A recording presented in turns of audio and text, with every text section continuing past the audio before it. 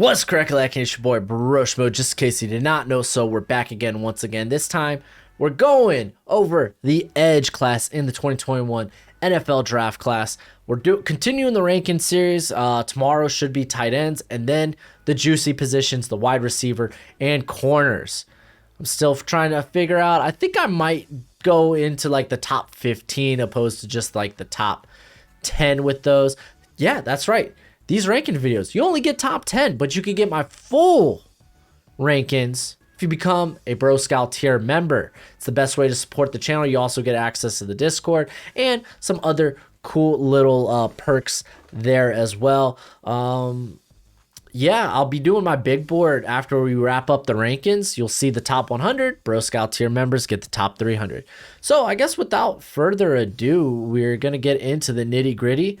We'll start with my number one. 3, 2, 1. Kwity Paye, man. Kwity Paye.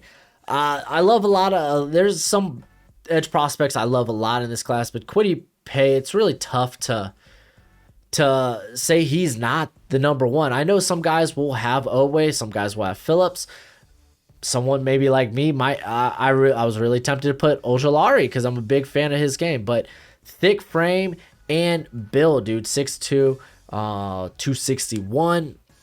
I mean, he had a great pro day, real nutty pro day. Didn't run the 3-cone, but we know his 3-cone is sick. There we go, sick. He ran a 6'5" 3-cone back like maybe a year or so ago. I mean, this guy, we know he has the traits. He has the explosiveness, the agility. It was what we needed to see this year, was an improvement in technique, in just overall like pass rush moves, hand counters, stuff like that. I thought he got better at hand counters this year. Granted, this is we were pulling from a small sample size since 2020 was kind of funky, but I think he got it better in some of those regards, especially the technique aspect. But by no means does he have a full pass rush toolbox. You're really drafting this guy because of the traits.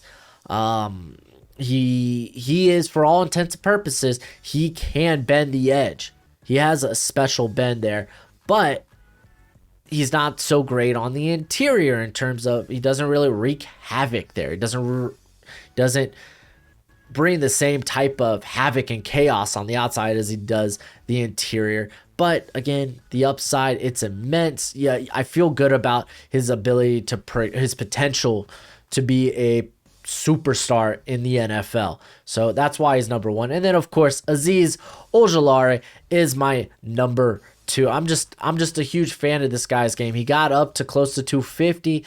For some teams, size will be a concern. I don't think so. This guy just bends the corner in a special way. I think for a lot of teams, size is a concern because of, well, strength. You know, big knock on him is he's not great at creating power from speed, basically that whole idea of turning speed into power. But this guy's just special. He probably has the fullest toolbox of pass rush moves. He's very crafty. He's got great length. He just has that it factor. Anytime I talk about him, I say he has this it factor. He's just special as a pass rusher. Easy comp for me is Yannick Nagakway. Just I could see him being a pass rush specialist, man. We are banking this on 1 year of production, but dude, he's got the length. Dude's crafty. How will he hold up in the run game? I don't know, but I think this guy could be a easy double digit, maybe even plus 15 sack guy every year. I'm very high I'm on the bandwagon. Toot. Hop aboard. Jayson Oweh coming here at 3rd. Barely really edging out. It's no secret, Jalen Phillips is my 4. It's a health thing with Jalen Phillips. You know, I haven't been able to get on board because of that. And we'll talk more about that when we get to Jalen Phillips. But Oweh, 6'5", 257, elite explosiveness and speed. You saw it from the pro day. Even if you want to knock like a 10th off that, like, he still was phenomenal. You might be like, he had 0 sacks in 2020. Check out the pressures. Sacks aren't really indicative of the chaos they create in the backfield. especially from a pass rushing perspective. Like, it's not. Like, you could see high sack guys like I like to throw up there Patrick Jones. On the inside in this draft class, Jalen Twyman. Those guys, they're late to the party pass rushers. It's like they got good motors, but they're not wreaking havoc. They're just kind of getting stats. They don't create that type of pressure. Pressure's way more indicative of how dominant they can be. Like, that's why you see guys like Dante Fowler get these big deals based off their sack totals, and then teams quickly find out, like Atlanta Falcons, like, all right, maybe he's not a elite pass rusher like we thought he was. I think that's a good example. So the sack numbers, I won't worry too much about that. This guy is dominant.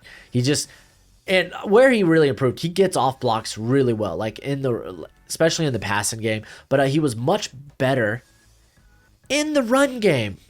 So that's why it's a big plus for me. Like, there's a reason we were talking, like, from a physical and athletic perspective, while we were talking about guys like Jayson Oweh, Kwity Paye before the season even started.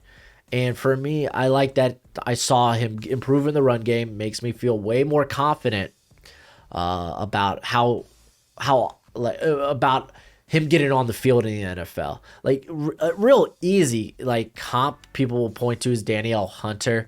I think that's a fair one. But by no means finished prospect.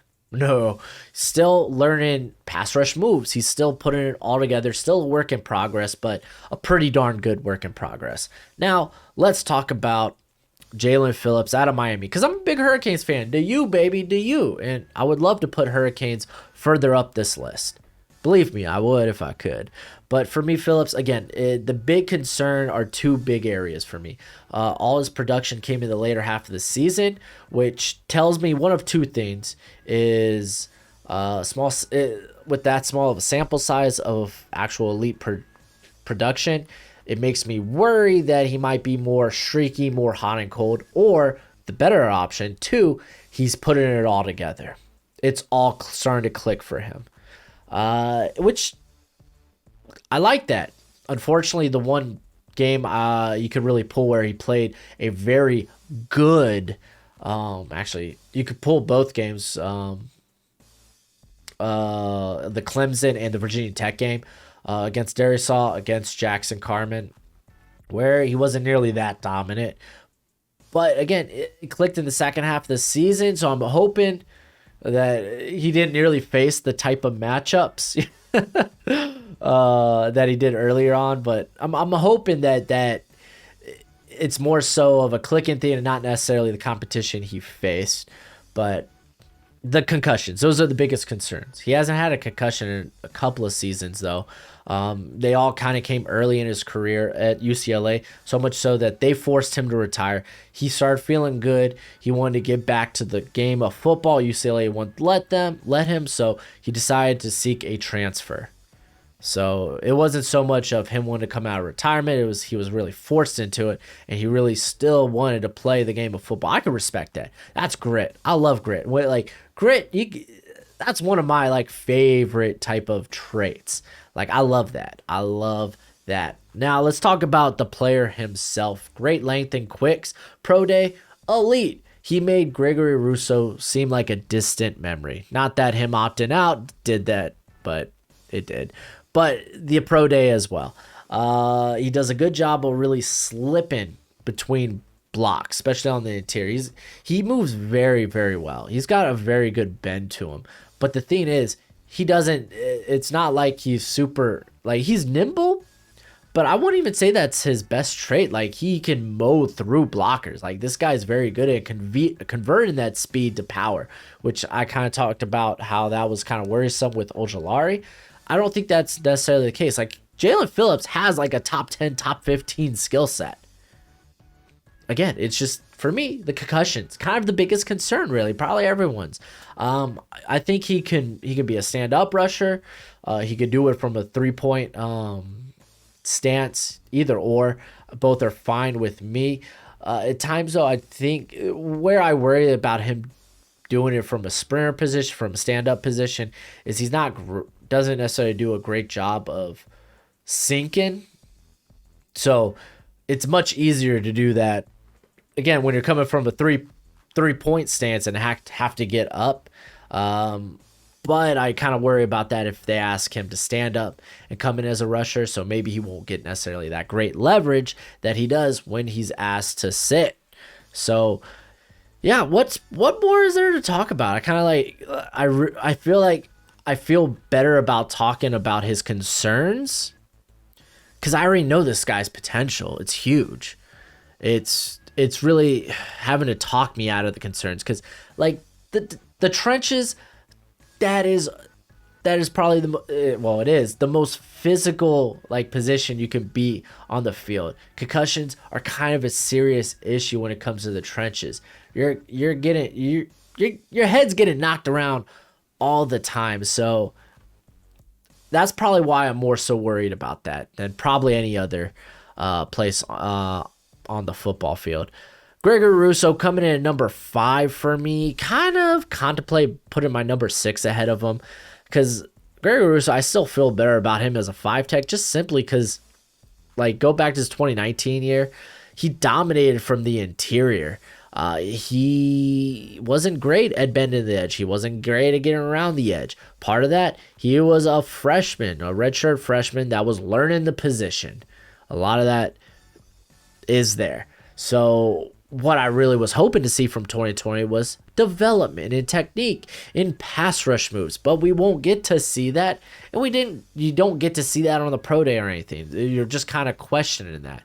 So what he was really bringing to the table was that freaky length and just special frame, Unfortunately, at his pro day, he didn't show agility, he didn't show explosiveness. So what do you do with that? I really think this guy is destined to be like a 3-4 end, a 5 tech in the NFL. It's just at 266, you're going to need to put on weight if you're going to do that role. Which with this frame, he probably can. It's just, man, I mean, even he's probably a 4-3 end. It's just you're more edge setter than edge rusher. And to be fair, you can find success in that role. It's just not a first round skill set. I kind of talked about that with Aiden Hutchinson, the Michigan State edge, which I think he's a great prospect. He'll probably find success in the NFL. It's just not a first round skill set. So yeah, again, for all intents and purposes, he is raw, every sense of the word. I kind of worry about power in his game. So yeah, that's why I don't feel great about him on the interior. That's why I said 5 tech. That's why I said 3-4 end, 4-3 end. It's just he's kind of this weird edge setter. That's probably the best word for it. But yeah. Let's go ahead. Let's talk about Carlos Basham Jr. out of Wake Forest because straight up, I think by the time the draft rolls around, I might have Basham ahead of Russo. But the dude's got extraordinary explosiveness. I think he came in weighing at 274 on his pro day, but his playing weight was closer to 280. But the dude's got great explosiveness for that size. Bull rush and specialist. Got one of the best bull rushes in this class. You could throw Joe Tryon up there, but Basham is a much more complete prospect compared to. That's why he's higher on the list. But he does have some pretty inside moves, and he could get caught being too finessey. It's like, dude, you got all this power. Like, show it off, bro. Like, show that off. And I'm trying to think. I think it was Matt Rule. Was it Matt Rule? I'm trying to think who coached him at the Senior Bowl. I don't know who specifically was calling him out on it, but it was like, because Peyton Turner got called out on this too. It's like, quit being fancy and do what you do. Like, do what you're best at. Like, you're a monster. You got great explosiveness. Get under there. Push them boys back. But they are pretty good at the finesse, so it's nice to see that. I'm not going to lie. He just can get too cute at times. he could have better hand usage, but I think at the Senior Bowl, you definitely saw a bit of an improvement there. And you could bring up his consistency. It was kind of all over the place, but granted, he did face probably among the most double teams of any edge prospect in this class. But there are points where he was faced with one-on-ones and just didn't win against what I would consider lesser competition. But I could see him sneaking into the first round. Just like he feels like a Spagnuolo type of guy, just big and athletic. I really like Basham. Like I said, by the time when the draft comes, I think he's probably going to be my number 5. Joseph Asai here at 7, though. I really he's kind of everywhere on my rankings. Some days I'll love him, some days I won't. I just kind of get worried about how he will deal with power in the NFL because it's a lot different. Like when he had to face Tevin Jenkins, he got ragdolled a lot of the time, and he's gonna face he's gonna face similar guys in the NFL. So if he can't win against power, then what are you? I love him as an athlete though, like 6'4", 256. He showed it off at his pro day, but man, like where he wins, great. He gets good leverage. You've seen him in a variety of different schemes, like whether it's put your hand in the dirt and go, where he was at his most efficient, or as a stand-up rusher. It's like nice to know that he can be okay in coverage. I wouldn't say he's extraordinary, but I don't think you have to worry too much about him being a liability as long as you do it. As long as you're doing it to a limited degree, you know. But man, like I really, really prefer him hand in the dirt, flying off the edge. Really could be an every down player, and he, again, all intents and purposes, man, he wins with leverage, he wins with finesse. He's a finesse pass rusher. So yeah, I mean, there's a lot to like about him, but you do worry how he translates. That's why I say he fluctuates on this board, because borderline, I feel like he could be a 3rd round prospect. And I'm really close to putting the next 2 guys on my list ahead of him. Really close. Peyton Turner at 8. Love Peyton Turner, man. Love the versatility. He can get a bit too cute. Not as cute as Basham, but I mean, I feel like he could use his arms because he's got great length. That's what you love about him, his size and versatility. He's got great length. He's got a great motor. He's got real pop behind his hands. I feel like he could use his hands a bit better. The only thing is we saw huge production, like a huge leap in production this year, but it's against lesser competition. Though I will say he looked very good against what was it? Brady Christensen. Yeah, it was Brady Christensen. He looked very good. So it's nice because Brady Christensen's kind of a freak in his own right. Another thing, playing a bit lower, you know, because at 6'6", you're going to kind of have to play low. You kind of want to play low. You don't want to kind of play high, especially against guys that are like 6'4" on the interior. He'll probably be probably be better on the outside. It's just nice to know he has that type of versatility. So yeah, I love this cat as a prospect. He's really good. Really good. Showed that he belonged, in my opinion, at the Senior Bowl. And then I got Joe Tryon at 9, a guy that's kind of been in the 3rd, even 4th round at points for me. Just because you know what you're getting, he's exceptionally raw. You're drafting a guy based on traits. I mean, what we saw, the guy's got a great motor. You know, he never stops, never quits. Probably one of the strongest guys, and that's something that just has improved since, I would say, 2019, because we didn't see him in 2020. He opted out, and which was good. Like, go check out PFF's interview with him. Austin Gale does an interview with Joe Tryon, and it kind of talks about what happened with that. Like, he wanted to come back. It was just he just already got a lot of it was kind of just the Pac-12 crap in the bed is why he why he decided not to come back. So you almost can't put that on him, but it would have been nice because I want to see him kind of develop in terms of his overall understanding and his processing, and of course his pass rush moves, because kind of his go-to move. He's one of the best bull rushers. I kind of talked about that earlier in this class. Like, he's got great straight line speed. I wouldn't necessarily say he's very athletic laterally, because a lot of times, especially against the run, is where you see him flounder, I guess is the best way to put it. Again, we're basing this all on 2019, so I just want to put an emphasis on that. In terms of the run game, he would often take bad angles. He would often get he would find it hard to disengage from blocks, and you see that in the passing game.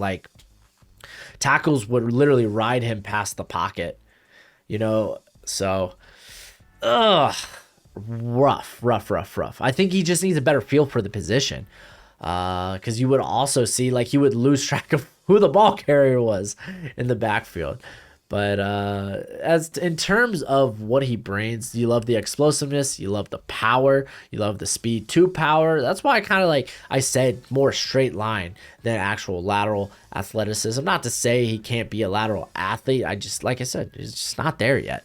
But I've kind of come more around to this cat as the process has gone on. Because again, dude was a violent. It's just, there's definitely some tweaks. In terms of traits, you know what? I'd give it to him. So, like I said, might move up my board a bit. And then my final prospect, which I got a 3rd round grade on, Ronnie Perkins out of Oklahoma. Biggest gripe, if you're not new to the channel, it's, a third of his pressures and over half of his sacks came in one game. And it was against Kansas. So if you want to talk about him as a pass rusher, you want to talk about him as maybe a can't miss prospect, it's hard to get behind when his sample size, when a lot of it comes against Kansas. It's not like Kansas has any NFL prospects on that offensive line. Who was it from last year? Hakeem Adeniji. He's in the NFL already, boo-boo. They don't got no one on that line, in my opinion. But everyone will point to the one rep he won against Tevin Jenkins, where Tevin Jenkins got beat by speed. Yeah, that was a pretty one rep. I'll give it to you. One pretty rep. And me talking like this may sound like I hate him as a prospect. No, quite the contraire. I actually really like Perkins as a prospect. I'm just trying to explain why I have him here at 10, where other people will have him probably in the 2nd round, where I can't get behind that. I think he's a legit speed rusher, though his pro day was a little less than impressive for me, because it was I consider this guy kind of a speed rusher, but that pro day was kind of underwhelming in my opinion. But why I have him here, why I would say I have him here ahead of a lot of other speed rushers, you could throw Quincy Roche. It's Quincy, why aren't you as high on Quincy Roche as you are as Perkins? Well, simply because he can stop the run, man. This guy doesn't have to get off the field. That's what I love about him. He does not have to come off the field. He's very good at converting speed to power. He gets low with the leverage. I mean, kind of helps being 6'2", though. You're already low. I wouldn't say he has much pop behind his hands. Okay, when I was looking at how he won against against Tevin Jenkins. There we go. He got on the outside of the shoulder. And it wasn't power. I won't say it was pop, but I think he was good at, he's explosive. Got off, used that again, converting speed to power to kind of get the edge on him. But I won't say there was much pop in his hands, because sometimes he has trouble disengaging from blocks, in the running game. So I think he can be a bit more of a violent striker. That kind of makes sense.